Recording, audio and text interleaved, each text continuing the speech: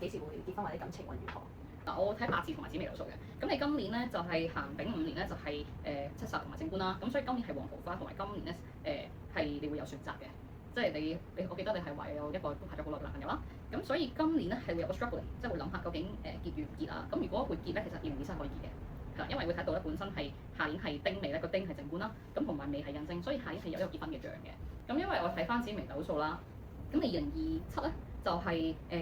流年命宮係天梁星，跟住其實三方四正有字咧就係有紅鸞啦，同埋有天喜星係夫妻宮，所以咧下年係個跡象就係顯示你係有機會有喜慶事會結婚。咁但係因為呢個結婚嘅事件咧喺夫妻宮有巨門化忌咧，咁即係會因為結婚嘅事會有拗撬位。平時我幫人算命咧，其實我會同時開兩個本嘅，咁一個咧就係八字本啦，一個就係紫微斗數本啦。咁因為私人嘅關係咧，咁我係會開當下嘅八字，所以頭先我幫個客人算命嗰啲咧，我就唔會公開佢嘅八字嘅。咁我平時就係根據翻呢一個嘅八字命盤咁樣講翻即係四柱八粒字啦，咁有啲咩生克綜合啊、大運啊、流年啊，咁我平時幫人算命咧都係會先講咗佢要用咩用神啦，同埋邊個顏色旺佢啊，再加埋睇埋流年同流月，即係每個月發生啲咩事，有啲咩運程啊、要注意嘅事我都會講嘅。咁咧紫微斗數咧我都會講翻佢12嘅宮位啦，即係命盤啊、事業宮啊、呢一個夫妻宮等等啦。咁我會講埋流年、大運同埋每個月發生啲咩事，我都係根據翻唔同嘅嗰個星跟住去演繹翻。即係 let's say 頭先以有客人為例啦，頭先都有講關於佢